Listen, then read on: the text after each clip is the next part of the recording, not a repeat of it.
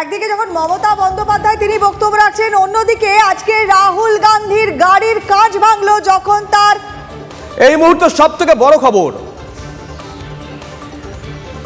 এই মুহূর্তে সবথেকে বড় খবর, বাংলা বিহার সীমানায় ভাঙলো রাহুল গান্ধীর গাড়ির কাঁচ। এই মুহূর্তে সবথেকে বড় খবর, বাংলা বিহার সীমানায় ভাঙলো রাহুল গান্ধীর গাড়ির কাঁচ। কোয়েল যে কথা বলছিল, কিভাবে ভাঙলো গাড়ির কাঁচ জানেন না অধীর চৌধুরী, ইঙ্গিতপূর্ণ মন্তব্য, বুঝে নিন কে ভাঙতে পারে। কোয়েল একেবারে তাই, সেই ছবি আপনারা দেখুন, আবারও রাহুল গান্ধীর ন্যায় যাত্রাতে বিভ্রাট, এবারে তার গাড়ির কাছে ভেঙে গেছে। পেছনের যে উইন্ডস্ক্রিন দেখো শুভজিৎ, সেই উইন্ডস্ক্রিনটা পুরোটা ফাঁকা। টিভি9 বাংলা এক্সক্লুসিভ সেই ছবি।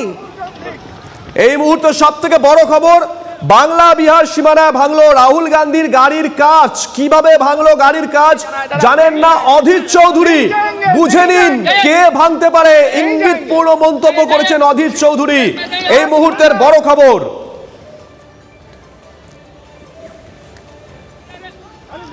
যারা ভাঙার তারাই ভাঙছে। সব থেকে বড় কথা হচ্ছে যে এই বাংলার সংস্কৃতি কি, অতিথি দেব ভব।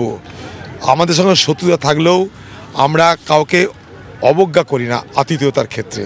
সেখানটাই রাহুল গান্ধীকে প্রতি পদে, কুচবিহার থেকে শুরু হয়েছে এটা, প্রতি পদে অপমান করা, তাকে প্রতিবন্ধকতার মুখে ঠেলে দেওয়া, তার বক্তব্য বলতে না দেওয়া, সভা করতে না দেওয়া, যত রকমের বিরোধিতা করা সম্ভব সব রকমের বিরোধিতা কিন্তু এখানে হচ্ছে। কেউ পিছন থেকে ঢিল মেরেছে, তাই আমি কি করি, আমি তো গাড়ির মধ্যে বসে। কোয়েল অধীর চৌধুরী কি বললেন আমরা শোনালাম। দেখো অধীর চৌধুরী একটা কথা বললেন, তিনি প্রদেশ কংগ্রেস সভাপতি যেমন তেমনই কিন্তু লোকসভা দলনেতাও। তিনি কিন্তু কোচবিহারের কথা উল্লেখ করলেন, অসমের কথা বললেন না, বললেন কোচবিহার থেকে শুরু হয়েছে বাংলা বিহার সীমানায়। একদমই ইঙ্গিতপূর্ণ মন্তব্য অধীর চৌধুরীর। সেই ছবি এক্সক্লুসিভে দেখুন, রাহুল গান্ধী তার সফরে আবারও একটা অঘটন, এর আগেও আমরা দেখেছিলাম, আবার এবারে সরাসরি তার গাড়ির কাঁচটা ভেঙে নিয়েছে এবং অধীর চৌধুরী বলছেন বুঝে নিন কে ভাঙতে পারে। সৌরভ গুহ আমাদের সঙ্গে রয়েছেন, আমাদের সহকর্মী, যাবো সৌরভের কাছে। সৌরভ, ছবি দেখছি আমরা, অধীর চৌধুরী ইঙ্গিতপূর্ণ মন্তব্য করলেন, বুঝে নিন কে ভাঙতে পারে, কে এই কাজ করতে পারে। সৌরভ, একেবারে বাংলা বিহার সীমান্ত মালদার, সেখানেই কিন্তু যখন রাহুল গান্ধী এসে পৌঁছলেন, তারপরেই কিন্তু হঠাৎ তার গাড়ি লক্ষ্য করে ইট এসে পড়ে, যার জেরে তার গাড়ি সুরক্ষা বলয় পেরিয়ে তার গাড়ির কাঁচ কিন্তু ভেঙে যায়। তার গাড়ির একেবারে পেছনের কাঁচটা কিন্তু ভাঙা।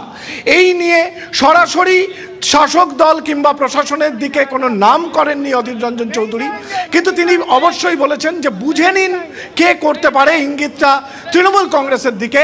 অন্যদিকে প্রশাসনিক অসহযোগিতা চলছে রাহুলের এই সফরকে কেন্দ্র করে, সেই কথাও কিন্তু বারংবার কংগ্রেস নেতৃত্ব যেমন বলেছেন। আজকে মালদার মাটিতে দাঁড়িয়েও কিন্তু অধীর রঞ্জন চৌধুরী প্রশাসনের অসহযোগিতা নিয়ে মুখ খুললেন এবং সরব হলেন। যেখানে যেখানে রাহুলের পোস্টার লাগানো হয়েছে সেখানেই শাসক দলের পোস্টার লাগিয়ে দেওয়া হয়েছে তার পাশে ইত্যাদি। কিন্তু গুরুত্বপূর্ণ হচ্ছে যে কাজটা ভাঙলো কে, তা নিয়ে কিন্তু কোনো নাম করতে চাননি অধীর, যদিও তার ইঙ্গিত শাসক দল। আচ্ছা, অধীর চৌধুরী কি ওই গাড়িতেই ছিলেন, রাহুলের সঙ্গে ওই গাড়িতেই ছিলেন, একই গাড়িতে? ওই গাড়িতেই ছিলেন অধীর রঞ্জন চৌধুরী। এই মুহূর্তে তোমাকে একটু ছবিটা দেখাই, কিছুক্ষণের মধ্যেই কিন্তু ক্যাম্প থেকে বেরিয়ে আসবেন রাহুল গান্ধী। এবং এই মুহূর্তে এই যে সাদা জায়গাটা দেখছো ঘিরে দেওয়া সাদা কাপড়ে, এখানেই কিন্তু রাখা হয়েছে সেই গাড়িটা, যেটা আমরা কিছুক্ষণ আগে সেই গাড়ির ছবিও তুলেছি। এবং সামগ্রিকভাবে সেই গাড়িতে কিন্তু অন্যান্য নেতৃবৃন্দ এবং বাংলার সভাপতি অধীর রঞ্জন চৌধুরী তিনি কিন্তু ছিলেন। এবং সেই কারণে তার পেছন থেকে এই ইটটা পড়ায় তার পক্ষে এক্ষুনি বলা সম্ভব হয়নি যে স্পেসিফিকভাবে কোন জায়গা থেকে এই ইটটা পড়েছে, কিন্তু ফ্যাক্ট হচ্ছে গাড়ির পেছনের কাজ ভেঙেছে। দুই, অধীর রঞ্জন চৌধুরী ইঙ্গিত করেছেন শাসক দল তৃণমূল কংগ্রেসের দিকে, নাম নেননি, বলেছেন বুঝে নিন এটা কারা করতে পারেন। একদমই সৌরভ, দুটো কথা, একটা বুঝে নিন কে হামলা করতে পারেন, এর পাশাপাশি অধীর চৌধুরী আরেকটা বললেন কোচবিহার থেকে শুরু হয়েছে। সৌরভ, দেখো, রাহুল গান্ধীর সফরকে কেন্দ্র করে প্রশাসন অসহযোগিতা করছে, এই কথা তো প্রদেশ কংগ্রেসের তরফ থেকে বারংবার দাবি করা হয়েছে। আজকেও যেমন ভালুকা ইরিগেশন বাংলোতে তার মধ্যাহ্ন ভোজের আয়োজন করার কথা ছিল, কিন্তু সেই বাংলো, সেই জায়গা তারা পাননি। এই মুহূর্তে ভালুকায় একটি মাঠে কার্যত ঘিরে ফেলা হয়েছে, সেখানেই কিন্তু কংগ্রেস কর্মীরা আছেন, রয়েছেন অধীর রঞ্জন চৌধুরী রয়েছেন, সেখানে রাহুল গান্ধীর জন্য ব্যবস্থা করা হয়েছে।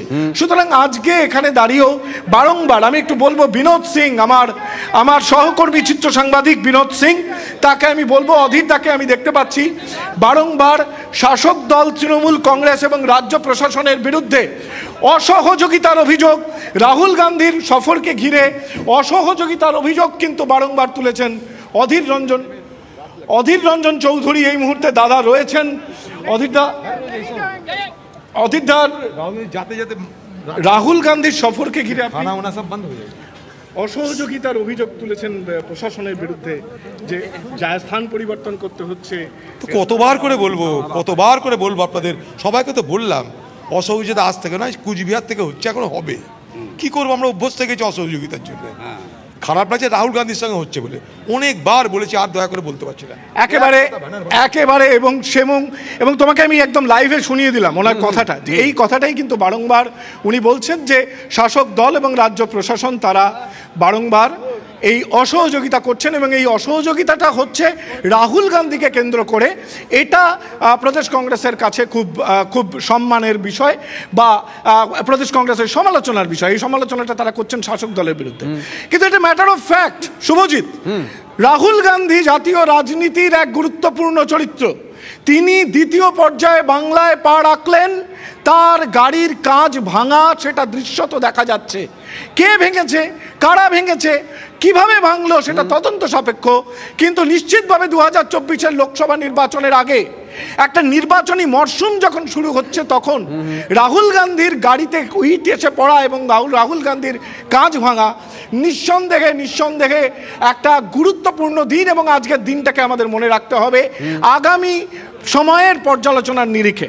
শুভজিৎ, সব থেকে বড় কথা সৌরভ, তুমিও যেটা বলছো, অধীর চৌধুরী কিন্তু উল্লেখ করছেন না কারোর নাম, তিনি ইঙ্গিতপূর্ণ মন্তব্য করছেন। তিনি বলছেন বুঝে নিন কে ভাঙতে পারে। সবার আগে যে ছবি সৌরভ তুমি এবং বিনোদ তুলে ধরেছে, আমরা টিভি 9 বাংলা তুলে ধরেছি, ছবিটা দেখাচ্ছি আপনাদের। রাহুল গান্ধীর গাড়ির কাঁচ ভাঙা, সেই গাড়ি দেখাচ্ছি আমরা। বাংলা বিহার সীমান্তে এই কাঁচ ভেঙেছে। অধীর চৌধুরী প্রদেশ কংগ্রেস সভাপতি, লোকসভা দলনেতা, তিনি সেই সময় গাড়িতে উপস্থিত ছিলেন। তিনি সরাসরি কারোর নাম না করলেও ইঙ্গিতপূর্ণ মন্তব্য করেছেন। অধীর চৌধুরী বললেন বুঝে নিন কে ভাঙতে পারে। সবার আগে যে ছবি আমরা দেখাচ্ছি, সৌরভ এবং বিনোদ যে ছবি তুলে ধরেছে টিভি 9 বাংলার পর্দা, দেখুন সেই গাড়ির সামনে কোয়েল রাহুল গান্ধী দাঁড়িয়ে আছেন। একদমই কি সত্যি কথা, অনভিপ্রেত ঘটনাই বটে, যেটা সৌরভও বলছিল। নিঃসন্দেহে এই ভোটের মরশুমে এরকম একটা ঘটনা, তাও কার সঙ্গে না, রাহুল গান্ধীর সঙ্গে। এবং গাড়িটার কাঁচটা তুমি যদি দেখো ভালো করে শুভজিৎ, পুরো পেছনের কাঁচটা ভাঙা, এবং সেই সময় গাড়িতে রাহুল গান্ধী, অধীর চৌধুরী সবাই ছিলেন। অতর্কিতভাবে একটা কেউ ইট ছড়ে এবং তারপরে নিরাপত্তা বেষ্টনী ভেদ করে গিয়ে গাড়ির কাছে লাগিয়ে বড়, আমরা বিগ ছবিটা দেখাচ্ছি আমরা এই মুহূর্তে সেই ছবি। কোয়েল, আমরা দেখাচ্ছি সেই ছবি, দেখো গাড়ির কাঁচ পুরোটাই ভাঙা রয়েছে। এই গাড়িতে রাহুল গান্ধী ছিলেন, এই গাড়িতে ছিলেন অধীর চৌধুরী স্বয়ং। 12:53 যে ছবি আমরা দেখিয়েছিলাম সবার আগে টিভি 9 বাংলার পর্দায়, এই যে ছবিটা আমরা মার্ক করে দেখাচ্ছি কোয়েল, দেখো গাড়ির কাঁচ পুরোটাই ভেঙে গেছে। এই গাড়িতে রাহুল গান্ধী ছিলেন, অধীর চৌধুরী ছিলেন। অধীর চৌধুরী সরাসরি কারণ নাম করেননি, কোনো সংগঠনের নাম করেননি। গাড়ির নাম্বারটা তুমি যদি দেখো, CG10BP2800 CG বোঝাই যাচ্ছে। এবং এই নাম্বারটা এই গাড়িতেই অধীর চৌধুরী ছিলেন, রাহুল গান্ধীর গাড়ি। এবং তুমি যেটা বারবার বলছো, সত্যি এটাও কিন্তু অবাক করা। রাহুলের তো সিকিউরিটি রয়েছে, নিরাপত্তা রয়েছে, ওরকম নিরাপত্তা, তারপরেও কি করে এই ঘটনা ঘটলো, এই নিয়ে কিন্তু একটা প্রশ্ন উঠছে। অধীর চৌধুরী কিন্তু আবারও সেই কোথাও গিয়ে ইঙ্গিত করলেন যে তারা কোনো রকম সহযোগিতা পাচ্ছেন না। তিনি বললেন, সৌরভ একটু আগে লাইভে ধরেছিল অধীর চৌধুরীকে, অধীর বাবু বললেন যে অসহযোগিতা সেই কোচবিহার থেকে শুরু হয়েছে। কারা ভাঙতে পারে প্রশ্ন করে ইঙ্গিতপূর্ণ মন্তব্য, বুঝে নিন কারা ভাঙতে পারে। যাব সৌরভের কাছে। সৌরভ,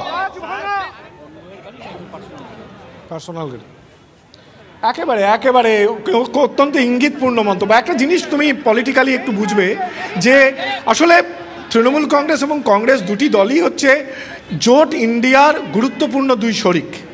তাদের আচারে আচরণে বাংলার পরিপ্রেক্ষিতে মোটের ওপর জোট হচ্ছে না।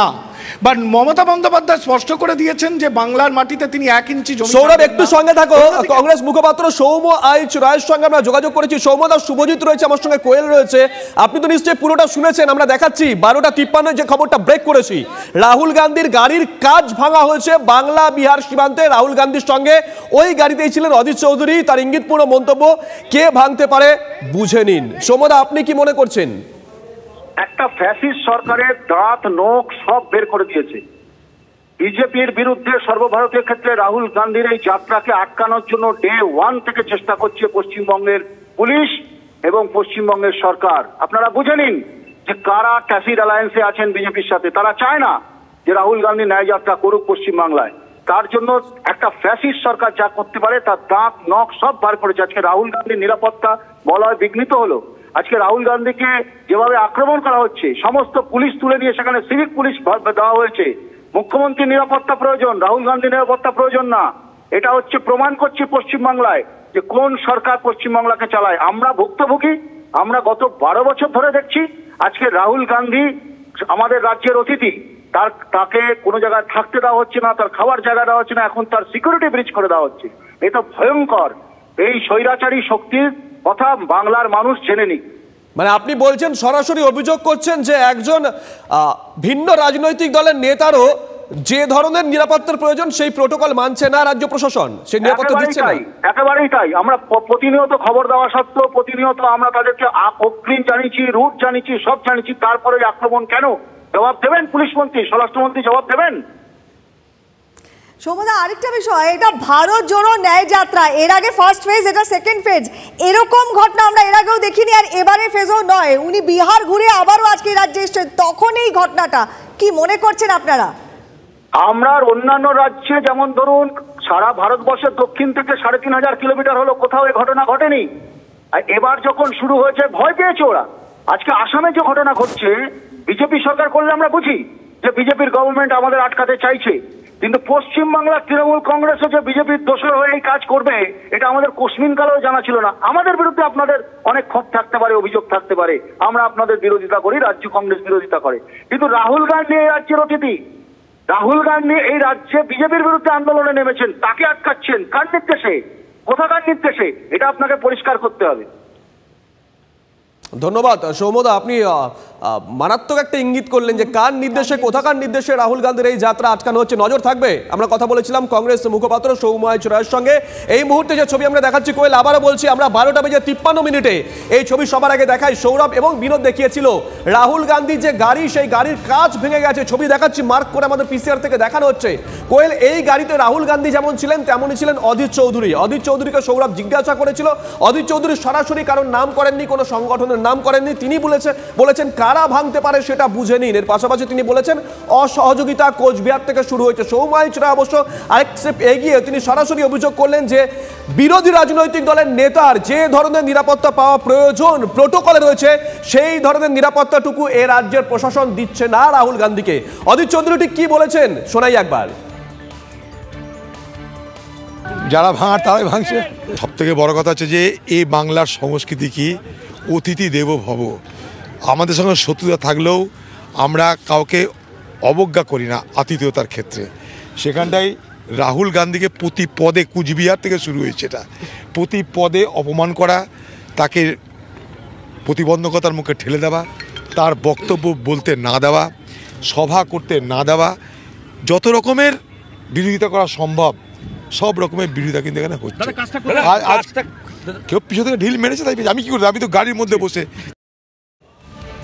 আবার একবার চলে যাই সৌরভের কাছে। সৌরভ, তুমি প্রথম খবর ব্রেক করলে, তোমার মাধ্যমে ছবিটা আমরা দেখালাম, এখন তুমি ওখানে রয়েছো, এখনকার ঠিক কি অবস্থা? কারণ এরকম একটা ঘটনা, এরপর রাহুল গান্ধী নির্দিষ্ট জায়গায় যাওয়ার কথা, কি চলছে ওখানে এখন ঠিক?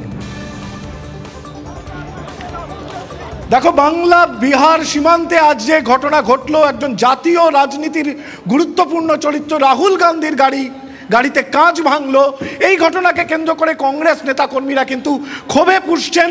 মিতা চ্যাটার্জি এই মুহূর্তে আমাদের সঙ্গে রয়েছেন। সব মুহূর্তে আপনার কি মূল্যায়ন গোটা ঘটনা সম্পর্কে? মিতা চক্রবর্তী, হ্যাঁ, দেখুন, আমাদের এই ন্যায় যাত্রার 3টে মূল উদ্দেশ্য ছিল। আমরা চাইছিলাম অর্থনৈতিক ন্যায়, সামাজিক ন্যায় এবং রাজনৈতিক ন্যায়। এবং এই ন্যায়ের উদ্দেশ্য নিয়ে রাহুল গান্ধীর পথে নামা। এই ন্যায়ের উদ্দেশ্যর সাথে কি আমাদের লোকাল প্রশাসন বা লোকাল গভর্নমেন্টের কি মত মিলছে না? আমার তো মনে হয় তারাও এই ন্যায়ের কথাই বলেন। যদি বলে থাকেন তাহলে আজকে রাহুল গান্ধীজির কনভয়ের উপরে এই অ্যাটাকটা কেন? কে করেছে আপনার ধারণা? এটা তৃণমূল কংগ্রেস করেছে? তৃণমূল কংগ্রেস করেছে কিনা আমরা জানি না, কিন্তু যদি কোনো একটা ন্যায়ের কথা বলছে, একটা শান্তিপূর্ণ মিছিল যাচ্ছে, শান্তিপূর্ণ কনভয় যাচ্ছে, তার উপরে অ্যাটাক হচ্ছে, সেই অ্যাটাকের জন্য কারা দায়ী? স্টেটের রেসপন্সিবিলিটি ল অ্যান্ড অর্ডার? তাহলে তো আমরা লোকাল প্রশাসন এবং লোকাল স্টেট গভর্নমেন্টকে রেসপন্সিবল মনে করব। একেবারেই মিতা চক্রবর্তী যেই কথা বললেন যে স্থানীয় প্রশাসন এবং শাসক দল, রাজ্যের শাসক দলকেই কিন্তু কাঠগড়ায় দাঁড় করাচ্ছে কংগ্রেস। যদিও অনেক ক্ষেত্রে যারা শীর্ষ নেতা তারা সরাসরি তৃণমূল কংগ্রেসের নামটা নিচ্ছে না, কারণ ইন্ডিয়া জোট সঙ্গী তৃণমূল কংগ্রেস সেই নামটা সরাসরি সঙ্গে থাকো। টেলিফোনে আমরা যোগাযোগ করেছি কংগ্রেসের বর্ষিয়ান নেতা প্রদীপ ভট্টাচার্যের সঙ্গে। প্রদীপবাবু, শুভজিৎ রয়েছে, কোয়েল রয়েছে আমার সঙ্গে স্টুডিও। আপনি নিশ্চয়ই কিছুটা শুনেছেন 12:53 যে ছবি সবার আগে আমরা দেখাই, এখনো দেখাচ্ছি রাহুল গান্ধীর যে গাড়ি, সেই গাড়ির পিছনের কাঁচটা ভাঙা। বাংলা বিহার সীমান্তে গাড়ির কাঁচ ভাঙা হচ্ছে। অধীর চৌধুরী নিজেও ওই গাড়িতে ছিলেন, তিনি বললেন কে ভাঙতে পারে আপনারা বুঝে নিন। প্রদীপবাবু, আপনি কিভাবে দেখছেন গোটা বিষয়টা? অধীর চৌধুরী ঠিকই বলেছে, কে ভাঙতে পারে আপনারাই বুঝে নিন। আসলে আমি একটা অন্য কথা বলি। মল্লিকার্জুন খাড়গে তিনি চিঠি দিয়ে পরিষ্কার জানিয়েছিলেন মুখ্যমন্ত্রীকে যে রাহুল গান্ধীর যাত্রাপথ যেন ঠিকঠাক হয়, কোন রকমের অশান্তি, কোন রকমের অসুবিধা যেন তাকে ফেস করতে না হয়। সেটা বলার সত্ত্বেও এই ধরনের ঘটনা ঘটলো কেন? এর ইনভেস্টিগেশন কে করবে? আমি তো অবিলম্বে দাবি করছি প্রপার ইনভেস্টিগেশন হোক। বাংলা পুলিশ এবং বিহারের পুলিশ যৌথভাবে ইনভেস্টিগেশন করে দেখুক কারা এই ধরনের হাই প্রোফাইল একজন নেতা তার গাড়িতে ঢিল মেরে গাড়ি ভাঙা হয়। এটা একটা সাংঘাতিক অপরাধ। এতে বোঝা যাচ্ছে আইন শৃঙ্খলা কোন জায়গায় দাঁড়াচ্ছে, বাংলার ক্ষেত্রেও দাঁড়াচ্ছে, বিহারের ক্ষেত্রেও দাঁড়াচ্ছে। এর আমরা তীব্র নিন্দা করছি এবং ইমিডিয়েটলি যারা কালপ্রিট তাদের গ্রেপ্তার করার দাবি জানাচ্ছি। ধন্যবাদ প্রদীপ বাবু। আবার একটু সৌরভের কাছে চলে যাই। সৌরভ, কি ছবি এখন? এই মুহূর্তে জয়রাম রমেশ তিনি কিন্তু সাংবাদিক সম্মেলন করতে যাচ্ছেন। জয়রাম রমেশ এই মুহূর্তে সাংবাদিক সম্মেলন করতে যাচ্ছেন। তোমাকে দেখাই, এই মুহূর্তে কিন্তু আমরা